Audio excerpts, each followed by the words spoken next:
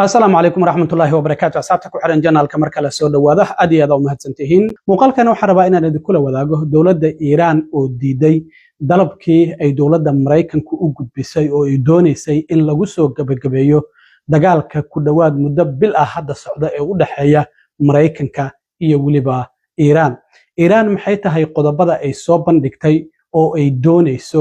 haddii heshiis la gaarayo in la qaato 15 qodob oo Mareykanku soo bandhigayna maxay yihiin waan idinla wadaagaya haddii alla idmo. Qodobka kale oo aan ku eegayo muuqaalkayga waxa uu yahay guddiga baarlamaanka gobolka Minnesota gaar ahaan aqalka wakiilada ayaa isniintii waxa ay kulan ka yeesheen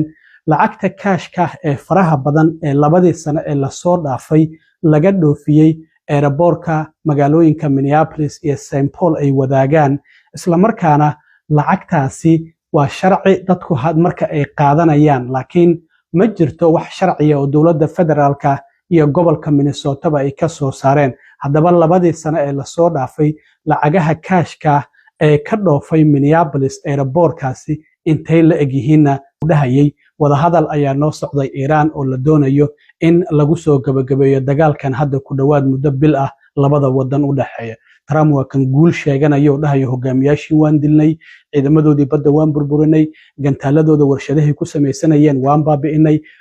gantaalada gawaarida ay ka soo tuurayeen waan baabi'inay. sidaas darteed waxa uu yiri dagaalka waan ku guuleysanay. laakiin sida muuqata Iiraan wali waa ay dagaalamaysaa. marka Mareykanku 15 qodob ayuu Iiraan hordhigay oo uu doonayo in ay aqbalaan, laakiin Iiraan waa ay diiday iyaduna 5 qodob ayay soo bandhigtay iyo waliba qodobo kale oo la socdo. marka Mareykanka qodobadiisa haddii aan ku hormaro, Mareykanku waxa uu Iiraan ka dalbanaya marka hore oo 15 qodob kamid ah in dhammaanba goobahooda nuclearka ah ay baabi'iso oo nuclear dambe aysan yeelan. Trump sida uu sheeganayo waa ay ogolaadeen arrintaasi, laakiin Iiraan ma muuqato in ilaa iyo hadda ay ogolaatay iyo inaysan mar dambe dib u bacrimin karin uraniumka laga sameeyo nuclearka kuwa ay haysatana sidoo kale Mareykanka ay ku soo wareejiso. bishii 6 ee sanadkii hore markii Mareykanku uu duqeeyay goobihii nuclearka ee Iiraan ee saddexda Fordow, Natanz iyo Isfahan waxa la leeyahay uraniumkii ilaa ay hadda burburka ay ka hooseeyaan. Iiraanna ma aysan soo saarin, Mareykankuna ma tagi karo. marka Mareykanku waxa uu doonayaa uraniumkaasi in Mareykanka ay ku soo wareejiso Iiraan, waa dalabaadka uu dalbanayo. sidoo kalena in gantaaladooda ay yareyso gaar ahaan kuwa ridada dheer. Mareykanku waxyaabaha uu dalbanaya ku jirta. sidoo kalena in ay damaanad qaado marinka Hormuz in si nabad ah oo xur ah ay maraakiibtu ay ku soo mari karaan. sidoo kalena in ay gabi ahaanba joojiso taageerada ay siiso kooxaha ka dagaalama bariga dhexe, gabi ahaanba in ay joojiso. waa waxyaabaha Mareykanku uu ka dalbanayo dawladda Iiraan. sidoo kale Iiraan marka dalabaadkeeda hadda Pakistan ayaa dhexdhexaadinaysa labada wadan oo safiirka Mareykanka u qaabilsan bariga dhexe Steve Witkoff iyo waliba wiilka qaba in gabadha madaxweyne Trump oo la yiraahdo Jared Kushner iyo madaxweyne ku-xigeenka JD Vance ayaa ku lug leh arrintan dhinaca Mareykanka wada xaajoodka. laakiin Iiraan waxay leedahay horay ayaa godkaasi 2 jeerna loo ka qaniinay oo dagaalkii 12 maalmood iyo midkan hadda socdaba wada xaajood ayaa nala ku mashquuliyay kadibna waa nala soo gaaday, laakiin hadda kadib nalama gaadayo oo nagu difaaceena markastaba waan ku jireena. marka Iiraan iyaduna 5 qodob ayay soo gudbisay. TV-ga wadanka Iiraan ayaa laga sheegay 5 qodob oo ay doonayso in dagaalka lagu gabagabeeyo. horta waxaa kamid ah in la joojiyo dagaalka ama gardaradan lagu soo gardooraday, isla markaana la joojiyo dilka lagu hayo madaxdooda ama kuwa dawladda ahaadaan ama kuwa militariga ha ahaadaan. waxaan doonaynaa ay yiraahdaan sidoo kale security guarantee in loo damaanad qaado inaan mar kale nala soo gaadaynin oo aan nala soo weeraraynin. sidoo kalena waxyaabaha kale oo dawladda Iiraan ay dalbanayso ayaa waxa ay tahay in la soo gabagabeeyo in dagaalka sidoo kale la joojiyo lagu hayo kooxaha iska caabinta ee Iiraan ay taageerto oo iyaguna gobolka bariga dhexe ka dagaalama. kooxahaasina dagaalka lagu hayo hala joojiyo ay leeyihiin maadaama ay yihiin kooxaha wax iska caabinta ee Iiraan ay taageerto. Iiraan sidoo kalena waxyaabaha ay dalbanayso waxa kamid ah marinka Hormuz in iyada loo madax banaaneeyo. marinka Hormuz waxay leeyihiin wixii maraya iyo wixii ka baxayaba inaga ayaa u madax banaan oo ogolaanayno. arrintaasina waa ay leeyihiin. sidoo kalena waxay dalbanayaan magdhow khasaarihii gaaray waa qodobka shanaad oo Iiraan ay dalbanayso waxyaabaha kalena waxaa ka mid ah oo ay dalbanayso inaan wax aan shuruudaha lagu xiri karin gantaaladooda nooca ay rabaanna ay haysan karaan iyo sidoo kalena waxyaabaha ay dalbanayaan waxaa ka mid ah in la xiro dhammaanba saldhigyada Mareykanku uu ku leeyahay wadamada khaliijka iyo sidoo kalena in laga qaado gabi ahaanba cunaqabataynta saaran waxyaabaha marka Iiraan ay dalbanaysana waa kuwa marka labada dhinac waxay u muuqataa mid waliba in uu shuruudo adag wato si dagaalkan loo soo gabagabeeyo marka ma lagu heshiin doonaa sida muuqata mid waliba shuruudihiisa ayuu ku adkaysanaya marka madaxweyne Trump ayaa shalay markii la dhaarinayay wasiirka cusub amniga gudaha hadal ka jeediyay halkaasi waxa uu yiri in hadda wada hadal ayaa noo socdo Iiraan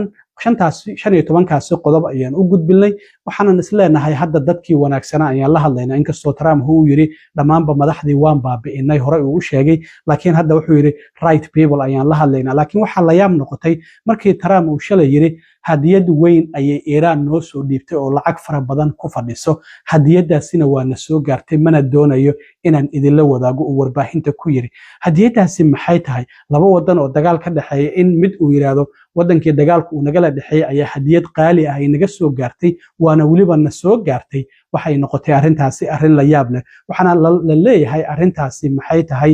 marinka Hormuz ayaa maraakiib Mareykan loo ogolaaday oo shidaal sida arintaasi wali lama oga Trumpna waa uu diiday inuu faahfaahiyo marka calaamatu su'aal taagan waaye oo Trump uu sheegay uu leeyahay Iiraan hadiyad qaali ah oo lacag fara badan ku fadhisa ay noo soo dhiibtay waana na soo gaartay bal Trump hadalkiisii shalay wax yar ila daawada We're actually talking to the right people and they want to make a deal so badly. You have no idea how badly they want to make a deal. We have really gobolka Minnesota waxaan ognahay 4 sano u dambeysay musuqmaasuq fara badan ayaa jiray lacag fara badan ayaa la xaday oo arrimaha ceerta loogu talagalo barnaamijyo kala duwan arrimahaasi inay socdeen haddaba aqalka hoose ee baarlamaanka gobolka Minnesota gaar ahaan guddiga musuqmaasuqa u qaabilsan aqalka wakiilada ee baarlamaanka gobolka Minnesota ayaa isniintii waxay yeesheen kulan lagu dhageysanayay lacagaha kaashka ah ee faraha badan ee airportka magaalooyinka Minneapolis iyo St. Paul ka dhaxeeya ka dhoofayay labadii sano ee la soo dhaafay oo dadku ay kala baxayeen haddaba gudoomiyaha guddigaasi Kristen Robbins oo Republican ah ayaa waxa ay dhageysatay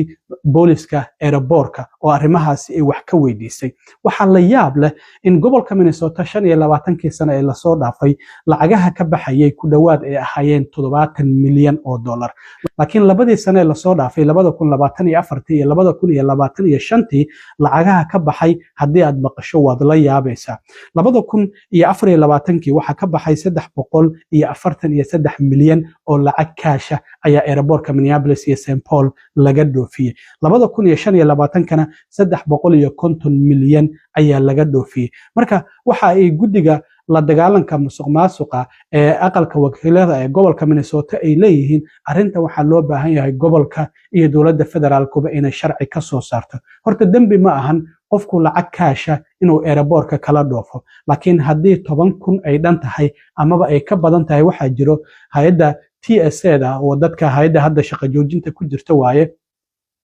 dadku markay airportada ka dhoofayaan baara iyaga iyo boorsooyinkooda form ayaa jira dawladda federaalka ay leedahay oo qofku inuu buuxiyaa lacagtan in uu wato laakiin meesha uu ka keenay lama weydiinayo marka waxay leedahay Kristen Robbins oo guddigan musuqmaasuqa ee aqalka wakiilada ee baarlamaanka gobolka Minnesota madax ka ah waxa la doonayaa lacagtan bal in la ogaado halka ay ka timid mise xiriir ay la leedahay lacagihii musuqmaasuqa ee gobolka Minnesota laga musuqmaasuqay lacagtan mar haddii wadanka ay ka baxdo waa sharci mana la soo celin karo marka arintaasi waxay tahay hadda waa tii la dhahay Soomaaliya iyo Kenya iyo lacag fara badan lagu maalgashtay marka arintaasi ayaa waxay tahay mid hadda guddigan ay ku daba joogaan qofku marka hadda waxa jirtay in wasiirka maaliyadda uu bishii January soo saaray amar ah lacagaha xawaaladuhu ay dirayaan ama sidoo kale airportka qofku uu qaadan karo markii hore 10,000 ayay ahayd qofku haddii uu dirayo inuu sheego halka uu ka keenay ama uu form buuxiyo laakiin hadda haddii 3,000 xitaa ay ka badan tahay oo qofku airportka uu kala dhoofayo waxa loo baahan yahay in uu formkaasi buuxiyo isla markaana sidoo kalena haddii xawaalad uu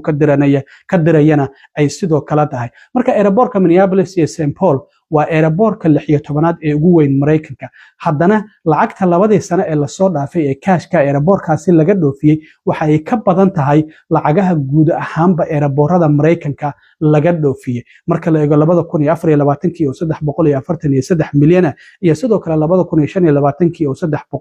350 milyan ah arintaasi waxay tahay marka arinta hadda ay doonayaan in guddiga ama baarlamaanka ama gobolka Minnesota ba sharci uu ka soo saaro qofku hadii lacag 10,000 ka badan ama ba xitaa hadda 3,000 sida wasaaradda maaliyaddu ay leedahay in la ogaado lacagtaasi qofku halka uu ka keenay oo foomka lagu daro qofku uu buuxinayo lacagtan halka uu ka keenay si loo ogaado lacagtaasi inay tahay qofkan inuu si sharci ku shaqaystay ama inay si sharci darro ah ay ku soo gashay haddaba waa tan gudoomiyaha guddiga musuqmaasuqa u qaabilsan aqalka wakiilada ee baarlamaanka gobolka Minnesota Kristen Robbins oo ka hadlaysay dhageysigii ay arintan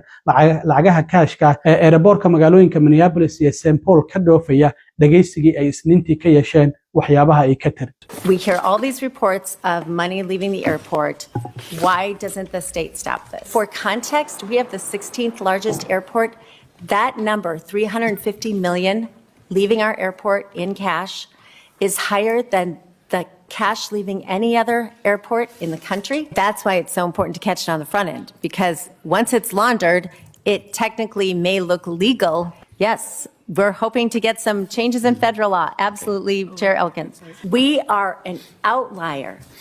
as a state in terms of the amount of cash leaving our airport. And so that is why we're having this hearing to better understand what is going on, not only at the airport, but where those funds are coming from. And are any of them tied to the fraud here in Minnesota? aad iyo aad u mahadsantiin asxaabta intaan mar kale kulmi doono nabadgelyo